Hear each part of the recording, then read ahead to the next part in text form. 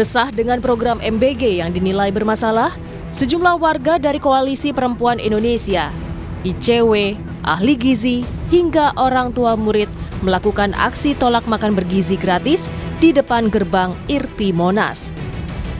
Mereka menuntut Lembaga Badan Gizi Nasional dan Presiden bertanggung jawab atas keracunan di berbagai wilayah serta mendesak membuka hasil investigasi kasus keracunan massal MBG.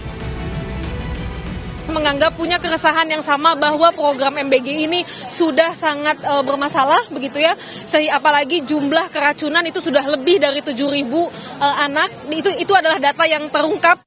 Kami hari ini menuntut untuk program MBG ini dihentikan, begitu ya, dihentikan kemudian dievaluasi secara total, kemudian dibuka ke publik penggunaan anggarannya, penggunaan dananya yang sudah selama ini digunakan hampir 1 tahun ya, baru mau 1 tahun begitu, itu dibuka ke publik, dijelaskan karena anggarannya ini sangat besar. Terbaru di Banjar, 68 siswa SMP negeri mengalami mual, pusing dan sesak napas usai menyantap menu makan bergizi gratis pada Rabu siang. Awalnya 18 siswa menunjukkan gejala dan dibawa ke RSU Banjar Patroman. Namun jumlah terus bertambah. Di Jakarta, sebelumnya, SDN Negeri 1 Gedong di Pasar Rebo, Jakarta Timur terpaksa memberhentikan program MBG pasca 21 siswanya mengalami keracunan. Kepala Badan Pengawasan Obat dan Makanan menyebut, dari uji laboratorium terhadap sampel MBG di beberapa wilayah, 17% sampel yang diuji positif mengandung bakteri. Dan sejumlah kasus ditemukan dari SPPG yang baru beroperasi. Dari pemantauan kami bahwa at least terkonfirmasi yaitu 17-16% dari data kami yaitu mikrobiologi yaitu Staphylococcus, Bacillus, Salmonella, serta dari kimia terkonfirmasi yaitu histamin. 18 dari 19 SPPG yang bermasalah tadi ternyata itulah semua yang masih menimbulkan masalah sekarang ini, sehingga kita lihat mulai dari bulan Juli sampai dengan September awal ini itu meningkat karena masalahnya di SPPG tersebut. Untuk mendukung higienis kinerja SPPG, Kemenkes menyebut setiap SPPG harus mengantongi 2 sertifikasi, yaitu sertifikat laik, higienis sanitasi, dan sertifikat Hazard Analysis and Critical Control Point. Kemenkes juga akan melibatkan tenaga kesehatan di daerah dan puskesmas untuk mengawasi pelaksanaan makan bergizi gratis, menghindari potensi keracunan MBG. Seluruh dinas kesehatan, tolong bantu teman-teman di BGN agar bisa ngecek bahan makanannya seperti apa, cara masaknya dan orangnya seperti apa, lingkungannya seperti apa, sampel pangannya seperti apa, dan juga seperti yang tadi Pak Dadan bilang ada tes cepatnya. Karena ini kan sudah dilakukan secara rutin oleh 10.000 puskesmas, mereka sudah lakukan, orangnya ada, nah itu sekarang kita kerahkan untuk bisa mensupport BGN. Ya. Buntut maraknya keracunan MBG, anggota Komisi 9 DPR RI Edi Wuryanto mempertanyakan soal peraturan Presiden mengenai tata kelola program MBG. Ia menyebut telah berkali-kali menagih perpres soal MBG, namun tak kunjung terbit. Kapan perpresnya turun, Pak? Anda bisa bayangkan 82 juta penerima manfaat makanan siap saji di seluruh wilayah Indonesia. Kalau Anda nggak punya perpres, bagaimana Anda mau melibatkan kementerian lintas sektoral dan pemerintah daerah? Ini mau sampai kapan ini turunnya ini? Ya pasti gaduh, Pak. Yang buat gaduh Anda sendiri. Kami sudah mengingatkan beberapa kali, kapan perpresnya turun.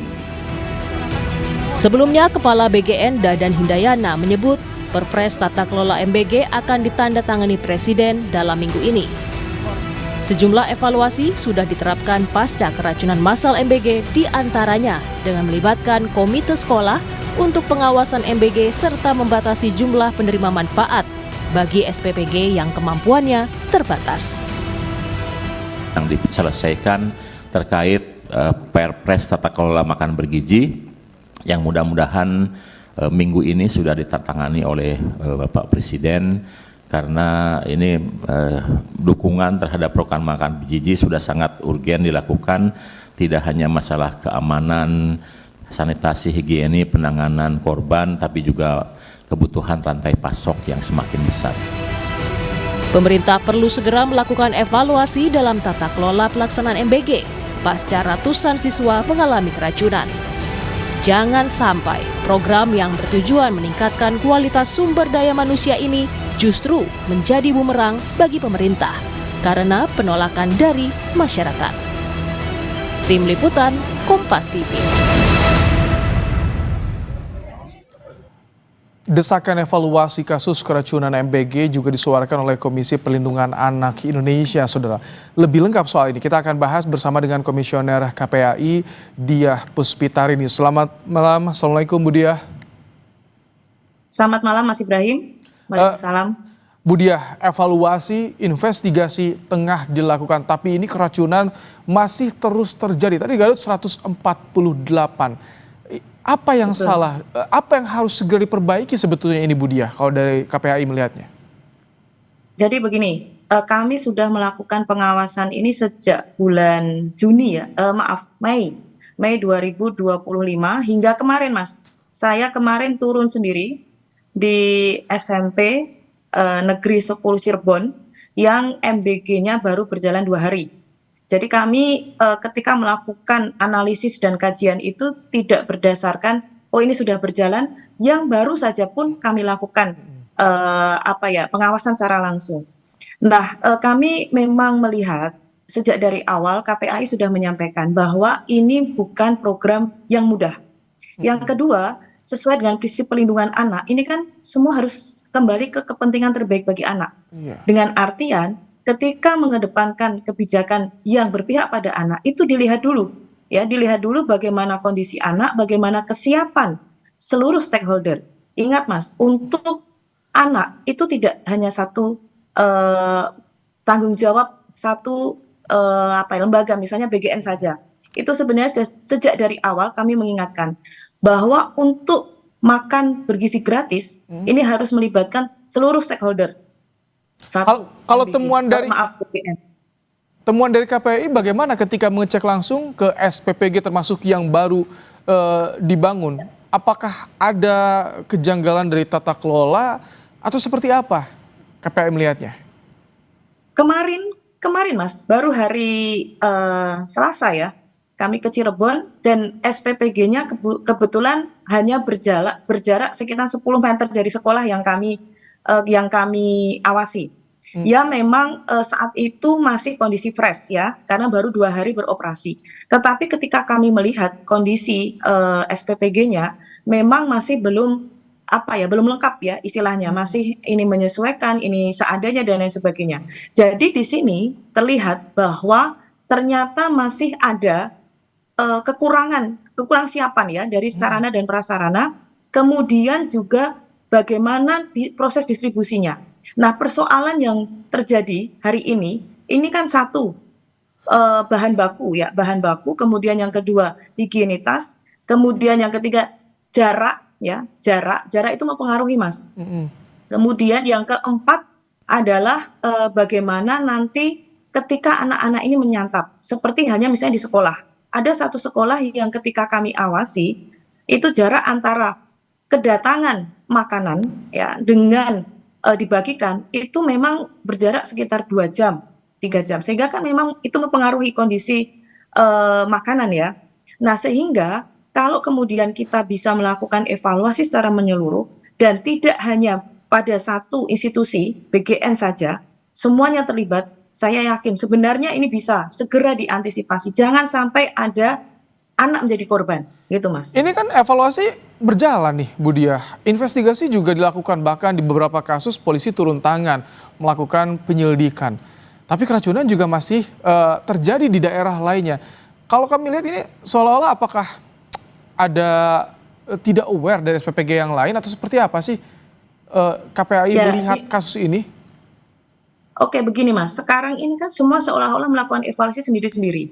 Bisa nggak Kalau evaluasinya itu bersamaan, misalnya Mas, berkoordinasi dulu di daerah Garut misalnya ya, kepolisian, dinas kesehatan, BPOM, kemudian dinas pendidikan, kemudian DP3, P2KP misalnya ya, dan dinas sosial sekalian duduk bersama. Ini nanti bagian ini evaluasi bagian ini evaluasi bagian ini dilakukan di sini, ini dilakukan di sini. Itu kan bisa Mas seperti itu. Tetapi kenyataannya hari ini adalah ini berjalan sendiri, kepolisian berjalan sendiri, TNI berjalan, kemudian dinas kesehatan berjalan sendiri, puskesmas berjalan sendiri, kemudian BGN berjalan sendiri. Ya sudah, hasilnya tidak komprehensif. Hasilnya adalah masih ada terjadi kekurangan yang mengakibatkan anak keracunan gitu. Oke. Bu Dia, tapi mungkin nggak kalau misalkan dilakukan evaluasi dan penutupan secara parsial, misalkan Garut, karena minggu kemarin keracunan, tadi keracunan lagi, misalkan Garut parsial dihentikan sementara, wilayah lain tetap jalan. Mungkin nggak secara parsial seperti itu per wilayah? Sebenarnya begini Mas, secara umum kami menawarkan 2 alternatif ya. Yang pertama adalah program ini dihentikan dulu, terutama di daerah-daerah KLB ya. Dihentikan ini bisa 1 minggu, 2 minggu ya. Dan kalau sudah kita evaluasi menyeluruh, termasuk anak-anak yang keracunan ini kembali pulih begitu ya. Nah, itu mungkin akan lebih baik seperti itu. Nah, alternatif yang kedua, program tetap berjalan, tetapi sesegera mungkin duduk bersama. Karena kalau tidak duduk bersama, ya sudah Mas, akan terjadi lagi. Dan terus menerus ya. Nah, makanya 2 alternatif ini kita tawarkan di seluruh Indonesia, terutama daerah-daerah dengan KLB. Karena kita berhitung dengan nyawa, kita berhitung dengan tumbuh kembang anak, dan kita juga berhitung dengan bagaimana sustainability program ini selanjutnya. Ini sudah mau setahun. Nah, kalau kemudian ada tuntutan anggaran dan lain sebagainya, itu nanti. Tetapi yang terpenting adalah rescue-nya, emergency yang harus dilakukan untuk anak-anak. Itu. Memang kalau kita bicara anggaran ya besar sekali Mas. Kalau dilihat dari SPPG yang sudah berjalan, dan kemudian juga mohon maaf kami juga menemukan beberapa menu tidak sesuai, itu memang perlu dipertanyakan. Saya setuju itu. Ya, tidak hanya saya, KPAI dan kita semua setuju. Tetapi kita juga harus melihat mana yang harus didahulukan, emergency dulu, dan itu adalah yang anggaran adalah bisa nanti setelahnya. Gitu, kalau sertifikasi yang didorong oleh Kemenkes untuk dipercepat 2 sertifikasi bagi SPPG, apakah itu juga bisa jadi solusi jaminan kalau ke depan angka keracunan bisa berkurang? Sedikit banyak itu bisa Mas. Tetapi ingat, tidak hanya itu juga ya. Saya kira person atau orang-orang yang terlibat di SPPG itu juga perlu kita pahamkan loh Mas. Mohon maaf ya, mereka kan juga belanja, mereka juga datang. Nah, ketika bahan baku itu datang, siapa yang bersinggungan langsung? Ya mesti kan mereka yang orang-orang yang ada di SPPG itu. Nah, itu juga harus dipahamkan. Dalam artian lembaganya kita sertifikasi, tetapi personalitinya juga harus kita dorong untuk ditingkatkan lagi. Nah, masalahnya lagi kami menemukan, mohon maaf Mas, orang-orang teknis di belakang layar itu ada yang mohon maaf mereka lulusan SD, mereka lulusan SMP, ya yang penting bekerja. Nah, sementara kita kan perlu juga orang-orang yang harus paham bahwa kalau udah bau kayak gini ini nggak bisa diproses. Ya, kalau sudah warnanya sudah berubah seperti ini nggak bisa dimasak lagi. Ada pengawasnya ya, yang kompeten, pengawas yang kompeten dan juga selalu memberikan edukasi tentunya agar sehatlah anak-anak yang mendapatkan MBG. Terima kasih Bu Diah Puspitarini, anggota komisioner KPAI telah bergabung di program Kompas Malam hari ini. Terima kasih.